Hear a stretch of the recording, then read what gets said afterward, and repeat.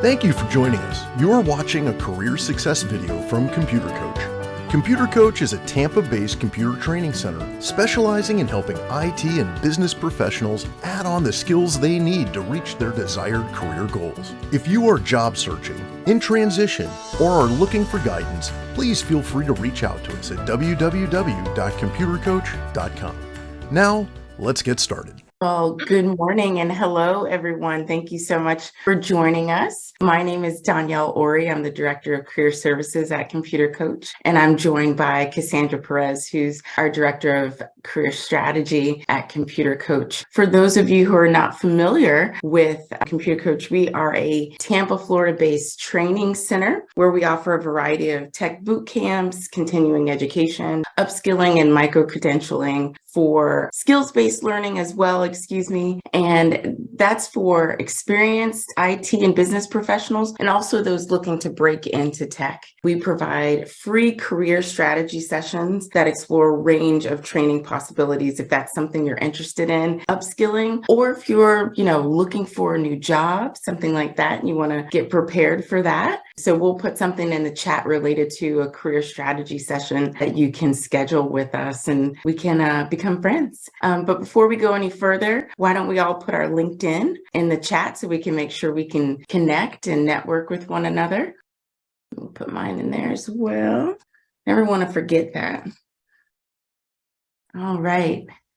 I also, before we move on and I introduce our esteemed speaker today, I want to let you know that, if you're job searching in the Tampa Bay area, we have training grants that are available that could cover about 100% of the cost of training, certification, books, job placement assistance. So, if you reach out about that career strategy session, you might want to inquire about the training grants that might be available as well. So we will put that information in the chat for you. And I also finally, little housekeeping, want to let you know that we'll have the Q&A open. If you could use that if you have questions throughout the presentation, and then towards the end, we'll save time to address the questions in the Q&A. But if it's easier for you to put in chat, we'll go and scan through the chat as well. We won't leave you hanging there. So without further ado, yay, super excited to welcome Steffi Hogan, who's going to talk about UX design principles and accessibility. Very, very intrigued about the accessibility part. I think it's something that we get a little bit complacent or completely forget about, which is not good. So you're in for a treat with an exciting and engaging presentation. So welcome, Stephanie.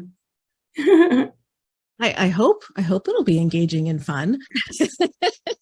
It will be.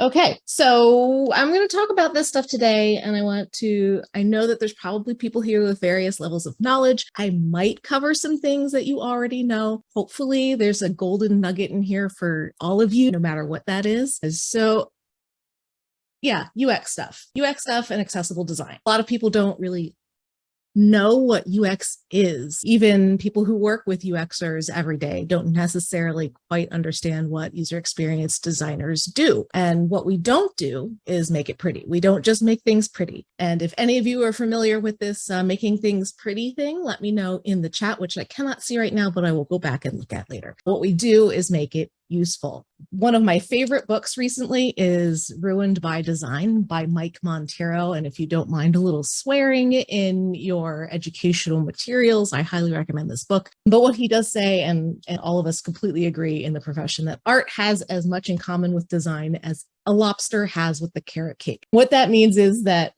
when you are designing something, you really aren't just making things pretty. What you're doing is solving a problem. If you are solving a problem, you are designing something. Even if you don't consider yourself a designer, if you're working on creating a thing that solves a problem, whether that is, a set of instructions or whatever, you're in some capacity, you are being a designer.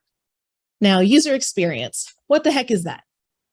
User experience is a lot of things. It encompasses so very much. It is the way a user experiences your product, your service, your brand, your everything. And they experience it from the outside in. A lot of people are very familiar with the look and feel of something. And that's usually what they think of when they think of design. That's, the UI. That's what they encounter when they go to a website, or if they're watching a presentation, or if they are in an app. It's that very surface level, what everybody sees and interacts with.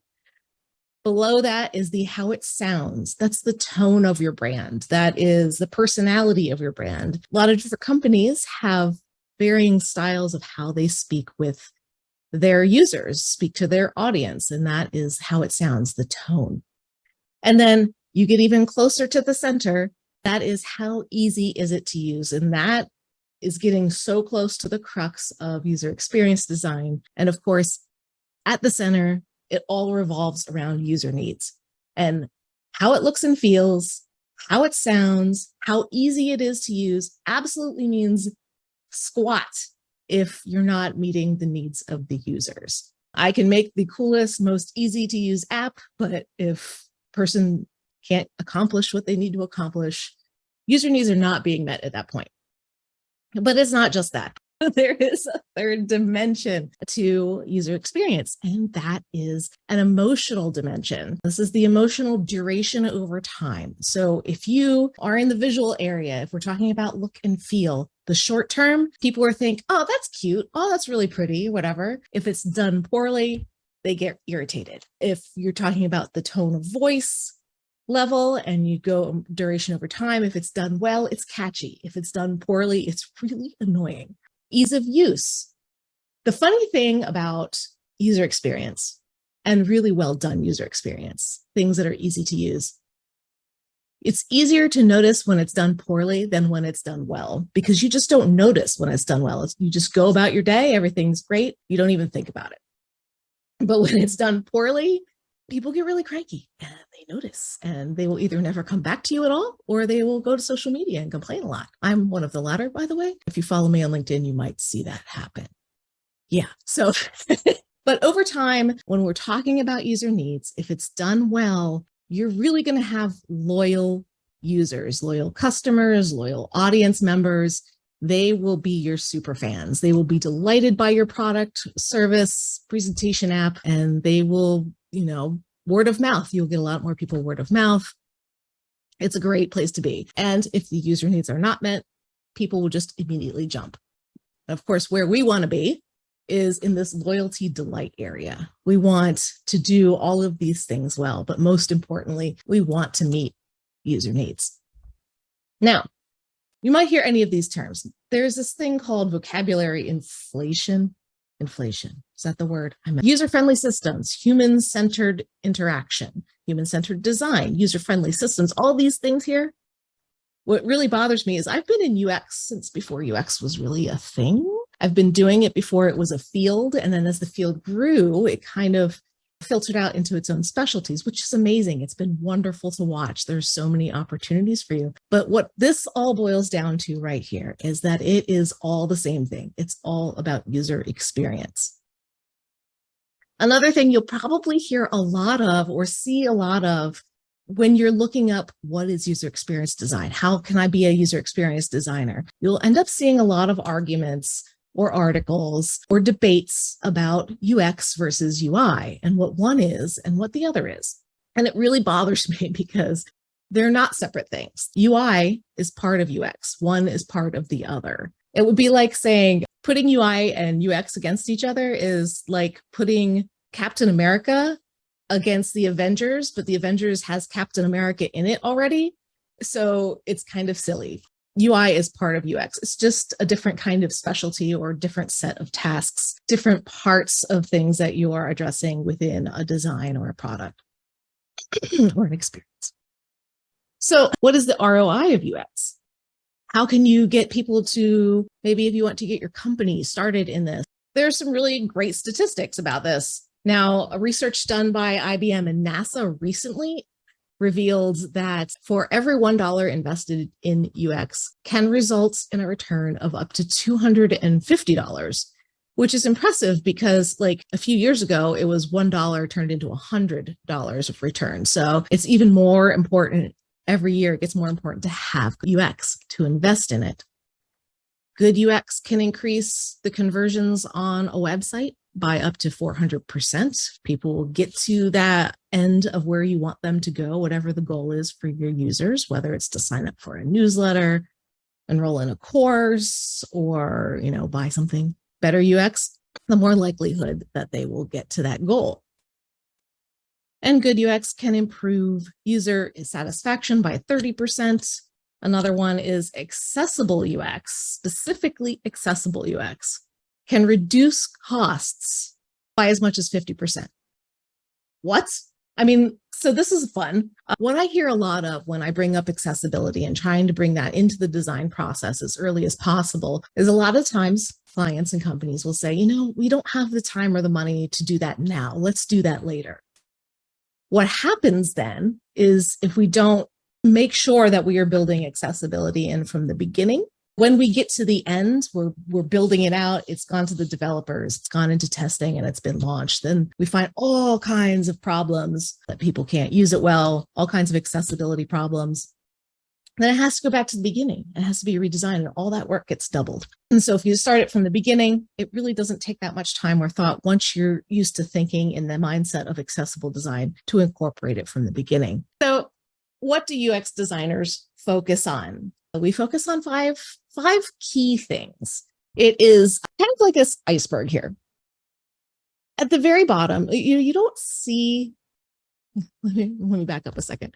Again, when people think of user experience design or accessible design, if they're not familiar with the profession, they see the surface. That's what they think UX is what's poking up above the water. But in UX, there's so much more behind the scenes that leads up to that. And we focus on all of it. At the very beginning and the very bottom, we work on strategy. And strategy is when we identify who we're designing for and why. If we don't know those two things, we can't create a good user experience for that person. And we work on scope. And this is always, I don't want to speak in definitives. This is usually in tandem with maybe a business analyst or a consultant, project manager, and of course the client. This is when you define what the solution does, and more importantly, what the solution doesn't do. What are we working on for this specific problem right here? Once we do that, then we get into the structure, which is, there we go. Structure. I was looking at the wrong slide. This defines how the product or solution actually works. This is information architecture. This is site maps. This is figuring out how to organize. Let's take websites specifically, for example. This is how we organize the content in the website in a way that makes sense for our users. Then we start working on the skeleton. And this is where people usually start thinking design kinds of things. In UX design, we start building out the skeleton, which is laying out of wireframes for that solution, which is like the first tangible element of creating an experience for our client. What wireframes are, just think of it as boxes on a page. And in its most simple, low fidelity form, digitally, boxes on a page. You can draw it. Wireframes are very quick, very dirty. It helps you figure out structures and flows very quickly. And when you can iterate like that for journeys first, is a lot less expensive to redo later. And then after we get our wireframes going, we start putting in the branding. We start putting in actual text, actual copies. The labels for forms actually make sense. We've got actual meaningful content on the page, and we're displaying that in a full prototype. That's the surface. That's when we get to the most visible part of what all the users see and interact with. So UX is a lot broader than many people think. And it's a lot of fun, you guys. My favorite part is its strategy up front and then getting to that end product. It's really, really satisfying. So what about accessible design? Well, accessible design is when we're, working with ways to make designs better for deaf and hard of hearing people who are blind or colorblind. There are things that people will think about immediately when they think accessible design. Oh, you hear this often. I have to put alt text on an image. Oh, okay. I have to make sure that the colors are contrasty enough so you can see them from far away. The colorblind people don't have an issue with it, but there's a lot more to it. First of all, let's get a little bit of basic vocabulary here. There are 3 kinds of impairments that you're creating things for. People with permanent impairments, such as someone who is blind, they can't see at all. That's usually fairly permanent. And then temporary disabilities are things that are there, but not for forever, but they're for a while. Like someone with cataracts, they'll have them for a while, maybe go get cataract surgery and they can see better. And then there's situational, distracted driver. They don't see it for a second. That can be very dangerous. The same goes for all kinds of things. So if deaf and hard of hearing, we've got permanent, temporary, I might have an ear infection, or currently my ears are full of fluid and I can only half hear. That's fun. And situational, you might be surrounded by a lot of screaming children and trying to complete a task online and you're very distracted. So permanent, temporary, and situational. If we talk about the World Health Organization and their actual statistics, they say about 20% of the global population is experiencing some kind of permanent disability. They don't include temporary and situational things. Situational, literally everybody experiences these in their lifetime. So we're not just designing accessibly for 20% of the population. We are doing it for everybody. So one of my favorite things to tell people is that who are you designing for when you're designing accessibly? I say design for your drunk self later. If you are impaired by alcohol, you experience a lot of these temporary situational things. You're slower to react, you might not be able to see as well. So yeah, design for your drunk friends. What kinds of things are we thinking about when we are designing? Now, these are specifically for accessible design, but these also, I want you to know, make for a much better user experience overall, which is why I focus on accessible design a lot. Types of issues that you might be experiencing or designing for in the sight category would be, color blindness, cataracts, light sensitivity issues, and screen glare. And how does that affect how you're designing something? Well, it's going to make you choose colors that you use carefully. You'll have to make sure that the contrast between those colors is high enough. And I have some resources at the end that will help you figure this stuff out pretty easily. You have to take into consideration how big text is. I am 44, I will be 45 next month.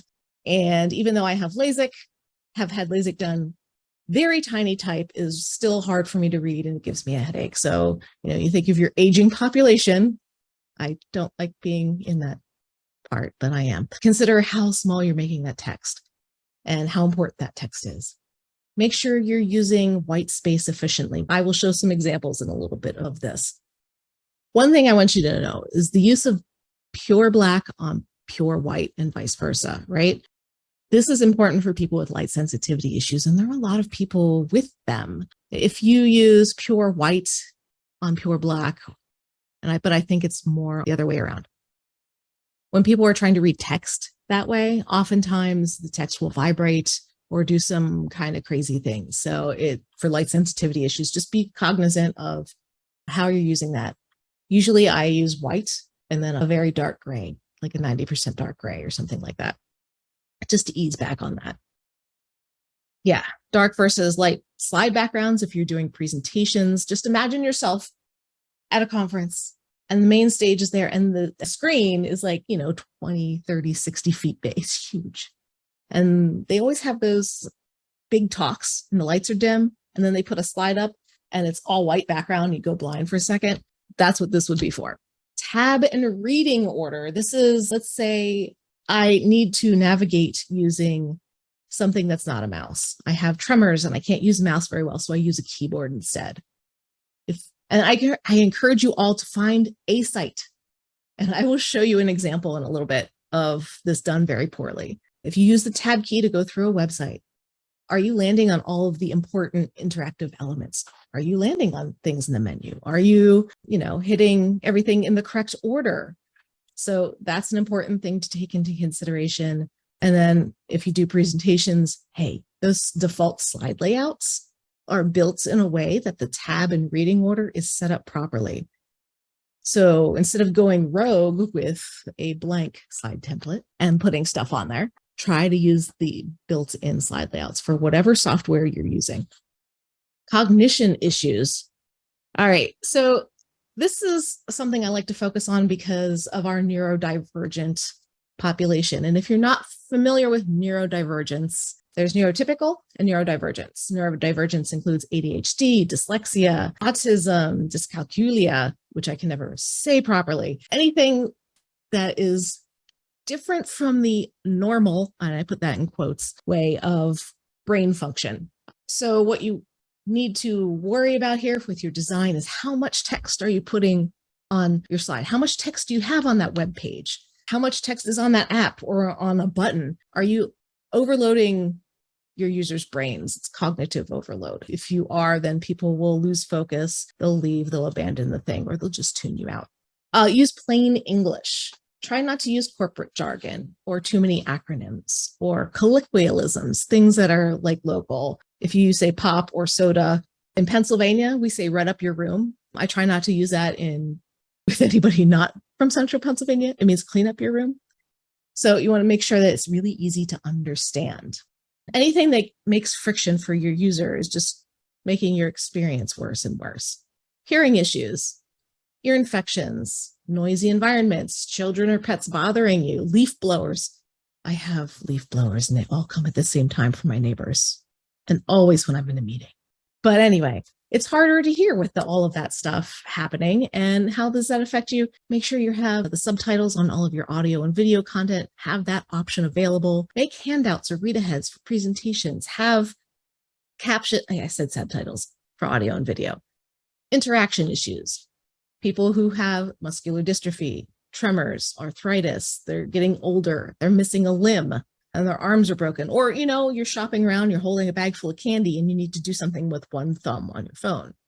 It's really important to keep these things in mind of how your users are interacting with your thing, with your digital thing. And what does that affect on how you design or how you create something? How big are your tap targets? Tap target, that is the thing you have to tap on with your finger or your thumb. The smaller it is, the harder it is to actually acquire it. This is where fat thumb syndrome comes into play all the time. I fat thumb and fat finger things all the time. How close together are your tiny little links or buttons? That's all part of the interaction, things that you need to think about when you are designing. Also, think about that keyboard navigations when people are interacting using a keyboard. There are other input devices besides keyboards, but it is the most common, so it's what I usually speak about.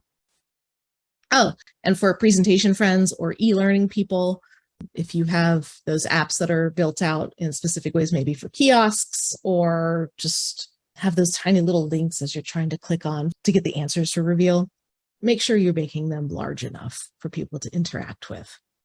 Technology issues. This is something people don't often think about too much when you're creating something, because you usually have this bias where you're familiar with the technology that you have and the speed of connection you have. But not everybody has hardware quality the same as you do. They don't all have a blazing fast internet connection, and maybe they're not all in the same software version. So whatever you're creating has to work for everybody equally well. So when you're coding, how heavy is your code? How long does it take to load? When you are creating a presentation, I like to always include these. When you're working on a presentation, are you using the same software? Are you using the same software version? Are you on the same operating system? These are things you have to think about when you are creating these things.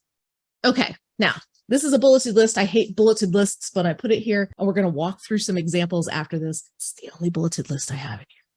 I mean, no, I guess those previous ones were bulleted lists, weren't they? Ignore what I just said. Anyway, how do we design accessibly? How do we design a good user experience? It has here mostly follow just do best design practices, and we're going to go through these in a minute here. And that'll get you pretty far. Effective use of white space. Limit the amount of text you're using. Use plain English. Again, be consistent. Consistency is king. with the types of elements you're using, how those elements look, where they are. Is your navigation the same on every page? Is your navigation in the same place on every page? Or is it up here, like use your user account in the top right on one page, and then later on in a deeper section, it's structured differently. Maybe it's on the left side. Don't do that. Make sure everything is consistent. If you use a print icon, like a little printer, and it's an icon and you click on it and you print something with that, maintain that exact same form and function throughout the website. Use the same icon for the same structure. Specifically for accessible design, make sure you're using captions on audio and video. Again, that reading order thing, I keep harping on it. It's super important. I'll show you why in a second. When you have auto playing, carousels, videos, audio on an app, website, that whole MySpace thing from the 90s, and you go in and the music's playing automatically. Give your users an ability to stop that or pause it. It's very distracting for people who have focus issues. Allow users to choose the speed of video content. Anybody who does e-learning, if you're here, and I can't see the comments, but if you're here, put it in the comments.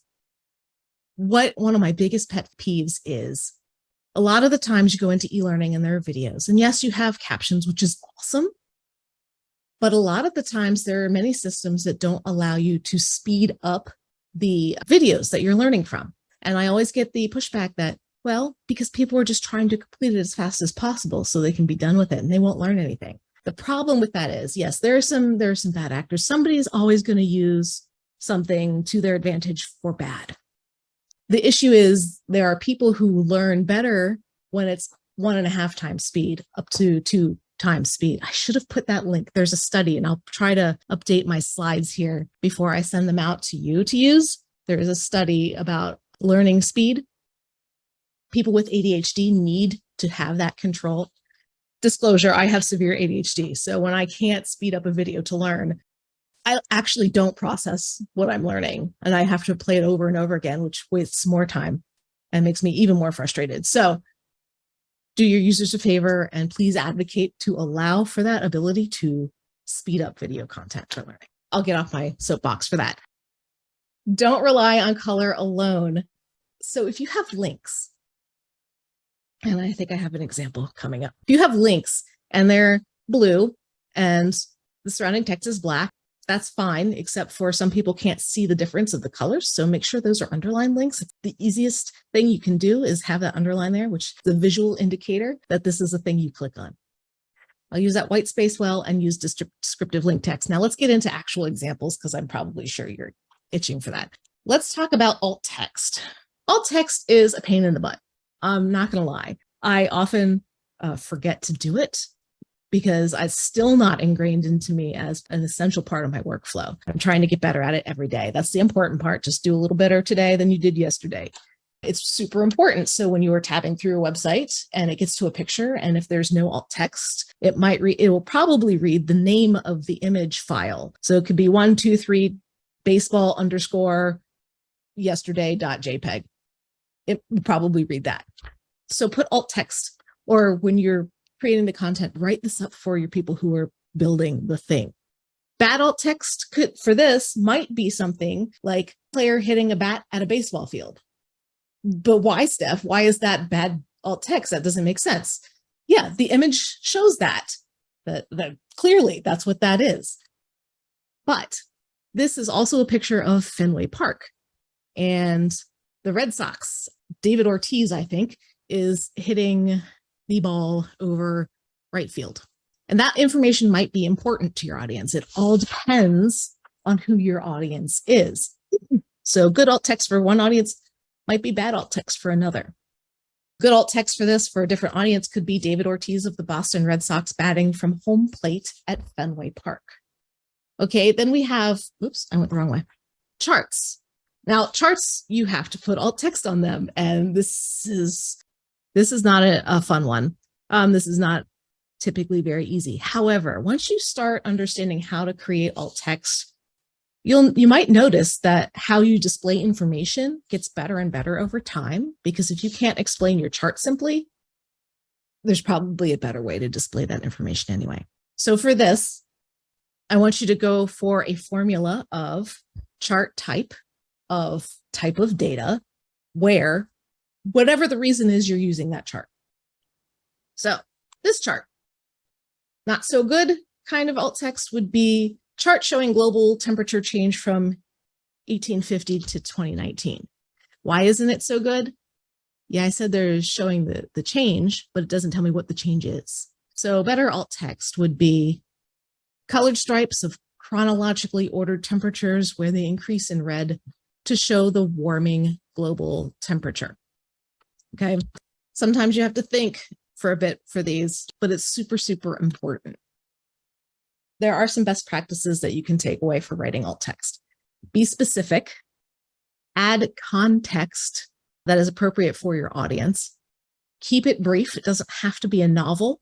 Think tweetable, don't make it longer than a tweet if you can. You don't ever have to start it with an image of, a picture of, that kind of thing. You don't have to start it with that. Watch your spelling, because you want to say something about the shirt, the volume of shirts produced over time. If you forget the R, the alt text is going to swear at people. It might not be appreciated by your audience. But then mark things as decorative if they're decorative, or if you're not marking things as decorative and somebody else is building it, say, hey, this is an image I put on here.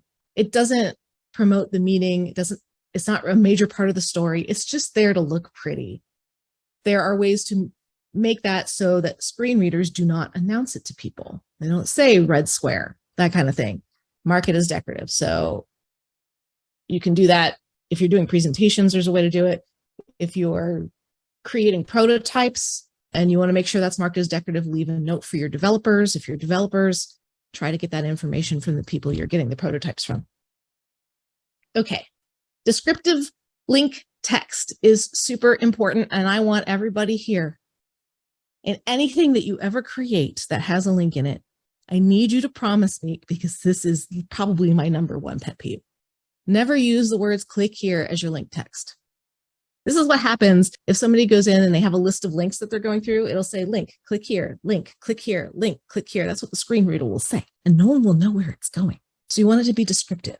But why can't I put just the URL in there? Because the screen reader is going to read the URL as is. This is a fairly straightforward Amazon link, but you've seen some of them. They're like this long as the room I'm sitting in. And these screen readers will literally read out every single character in that.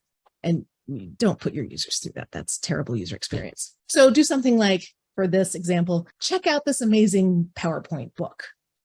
And then it will take you to that PowerPoint book.